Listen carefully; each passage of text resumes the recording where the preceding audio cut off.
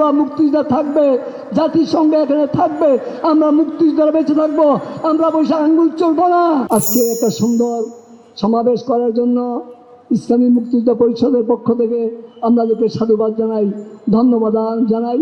এই মুহূর্তে আমরা একটা সম্মানের প্রয়োজন ছিল।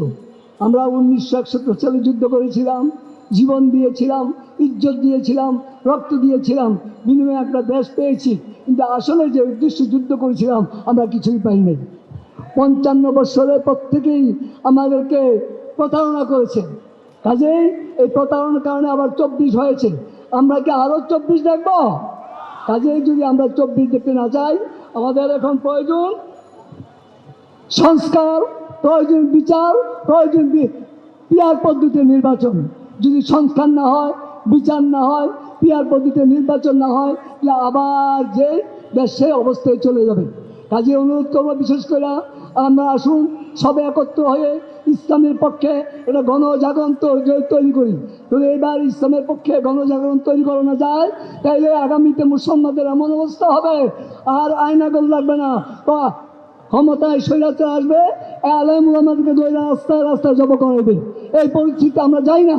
আমরা যুদ্ধ করে নাই জাতিসংঘের অফিস দেওয়ার জন্য, তীব্র প্রতিবাদ ধিক্কার জানাই জাতিসংঘের অফিসকে অনতিবিলম্ব বন্ধ ঘোষণা করার জন্য।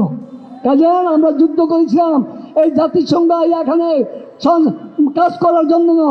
জাতিসংঘ যেখানে মানবতা ধ্বংস, ওখানে কিছু করে না, আমাদের এখানে কেন আসতেছে? কাজে খুব পরিষ্কার, এখানে ইসলাম নিধনের জন্য, দেশকে ধ্বংস করার জন্য তারা আসতে চাইতেছে।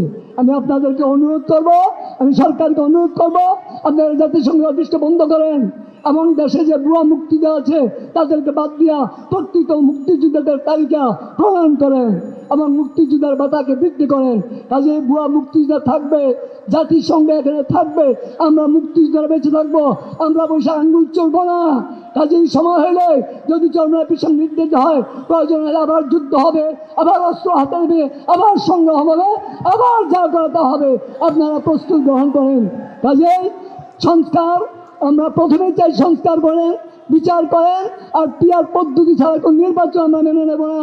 কাজেই যারা পিয়ার পদ্ধতি চায় না, তারা চায় আগের মতো লুটপাট সন্ত্রাসী করার জন্য। আমরা এই পদ্ধতিতে ফিরে যেতে চাই না।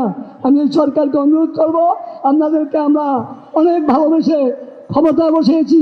কাজে আপনার যদি দেশের পক্ষে, ইসলামের পক্ষে না থাকেন, দেশের বিপক্ষে যান, ইসলামের বিপক্ষে যান, তাইলে কিন্তু প্রয়োজন হলে হাসিনার মতো আপনার এই দেশ থেকে যাইতে হইতে পারে। কাজেই আমরা কি মেনে নেব না?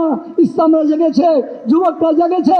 যদি যুবকরা জেগে, যুবকরা যদি আন্দোলনে রাস্তায় যুবক ছাত্র জনতা নামে, তাইলে কিন্তু বলানোর জায়গা পাবে না। কাজেই কথা শেষ, দেখা হবে মাঠে, দেখা হবে সংগ্রামে, দেখা হবে আন্দোলনে। আসসালামু আলাইকুম ওয়া রাহমাতুল্লাহি ওয়া বারাকাতুহু।